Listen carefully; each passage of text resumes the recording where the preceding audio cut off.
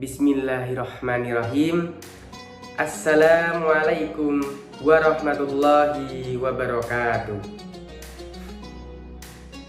Innal hamdalillah nahmaduhu wa nasta'inuhu wa nastaghfiruh wa na'udzu billahi min shururi anfusina wa min sayyiati a'malina may yahdihillahu fala mudhillalah wa may yudlilhu fala hadiyalah. Asyhadu an la ilaha illallah wahdahu la syarikalah wa asyhadu anna Muhammadan abduhu wa rasuluh la nabiyya ba'da. Pertama-tama marilah kita panjatkan puja dan puji syukur kita kepada Allah SWT karena telah memberikan kita rahmat, taufik serta hidayahnya kepada kita semua sehingga kita dapat melaksanakan aktivitas setiap harinya tanpa suatu halangan apapun. Dan juga perlu diingat bahwasannya Allah telah memberikan nikmat-nikmat yang sangat banyak kepada kita semua. Contohnya yakni nikmat kesehatan, nikmat keimanan, nikmat dalam beribadah. Nikmat ini tidak hanya berbentuk dalam sebuah materi, yakni sebuah harta, akan tetapi nikmat juga dapat dibentuk dari nikmat kesehatan, karena kesehatan ini sangatlah mahal.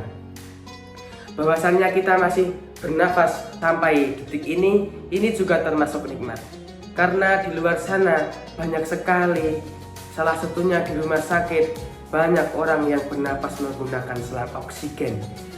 Dengan selang oksigen saja pastinya dia membayar.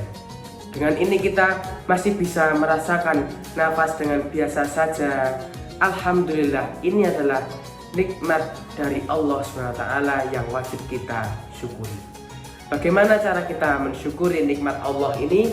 Mari gunakan nikmat-nikmat ini dengan beribadah kepada Allah SWT. Kita diberi kesehatan jasmani, rohani, kita gunakan untuk beribadah kepada Allah, yakni gunakan untuk sholat, untuk mengaji, untuk membaca Al-Quran, dan masih banyak-banyak lagi. Kita gunakan untuk amal kebaikan kita. Dan juga jika kita diberikan nikmat berupa harta yang lebih, maka kita sisihkan untuk bersedekah kepada orang yang membutuhkan, memberikan fakir miskin, dan juga memberikan anak yatim, dan juga kita berikan kepada orang-orang yang membutuhkan. Dan semoga dengan amal kebaikan ini kita semua bisa mendapatkan pintu surganya Allah dan diterimanya kita, pahala-pahala kita di sisi Allah SWT. Amin ya rabbal alamin. Dan tak lupa sholawat serta salam selalu tercurahkan kepada baginda kita Nabi Muhammad Sallallahu Alaihi Wasallam yang telah membawa kita dari zaman jahiliyah menuju zaman Islamiyah seperti saat ini. Dan semoga kita semua termasuk golongan beliau yang mendapatkan syafaat beliau di akhir kelak nanti. Amin ya rabbal alamin. Jamaah rahimakumullah, kiamat tentu akan datang. Kiamat adalah hari berakhirnya kehidupan di dunia, kehancuran alam semesta, diikuti dengan kebangkitan semua makhluk untuk diadili sebelum masuk menuju kehidupan abadi, yakni di surga atau di neraka. Kiamat ini dibagi menjadi dua, yakni kiamat sugro dan kiamat kubro.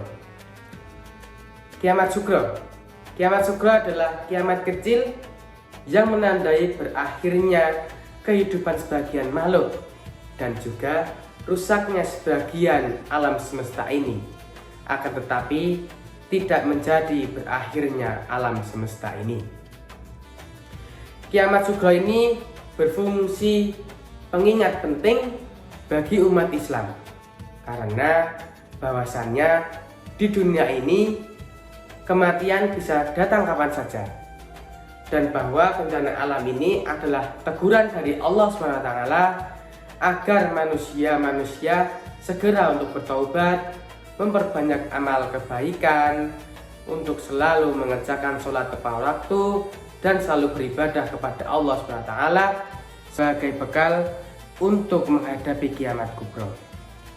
Apabila kita mempunyai tetangga atau saudara yang sedang tertimpa musibah atau kiamat sugro, seperti salah satu di antara tetangga kita ada yang meninggal atau saudara kita yang sedang tertimpa musibah, mari kita bantu.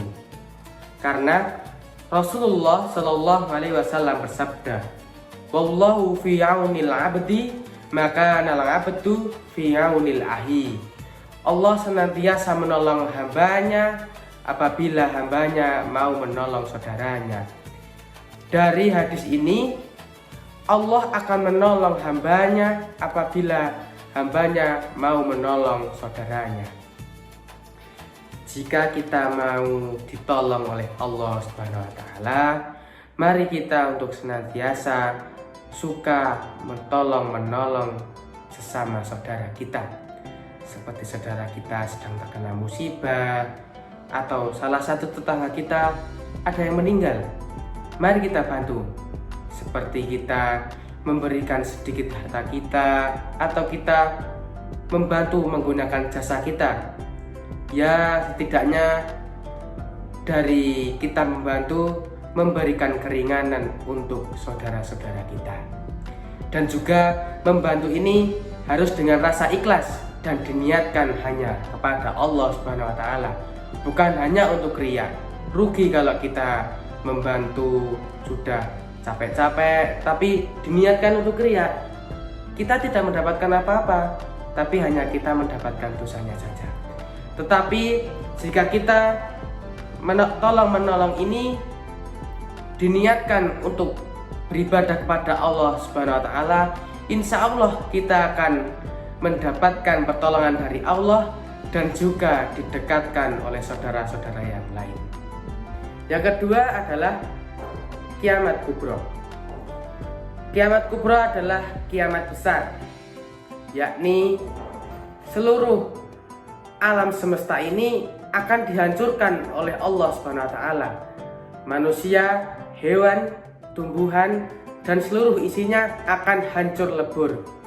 Bagaimana gambaran saat kiamat kubro ini? Pada Quran surat Al-Qari'ah ayat 4 dan 5 yang berbunyi, Yauma yakunun nasu kal farasil mabsus. Artinya, pada hari itu manusia adalah seperti anai-anai bertebaran. Wa takunu jibalu kal-'ainil manfus. Artinya, dan gunung-gunung adalah seperti bulu yang dihambur-hamburkan. Begitu dahsyatnya di saat kiamat kubro terjadi. Kiamat kubro ini sebagai titik puncak di mana berhentinya kehidupan di dunia ini, lalu akan digantikan kehidupan yang akan kekal, yakni di surga atau di neraka, dengan cara kita dimintai pertanggungjawaban terlebih dahulu, lalu kita akan tahu di mana kehidupan yang kekal kita, yakni atau di surga atau di neraka. Semoga kita menjadi umat-umatnya Nabi Muhammad SAW dan menjadi hamba Allah yang senantiasa selalu berdoa dan taat dan selalu beribadah kepada Allah, dan semoga kita kelak bersama-sama masuk dalam surganya Allah Subhanahu wa Ta'ala. Nun wal qalami wa ma yasturun fastabiqul khairat. Wassalamualaikum warahmatullahi wabarakatuh.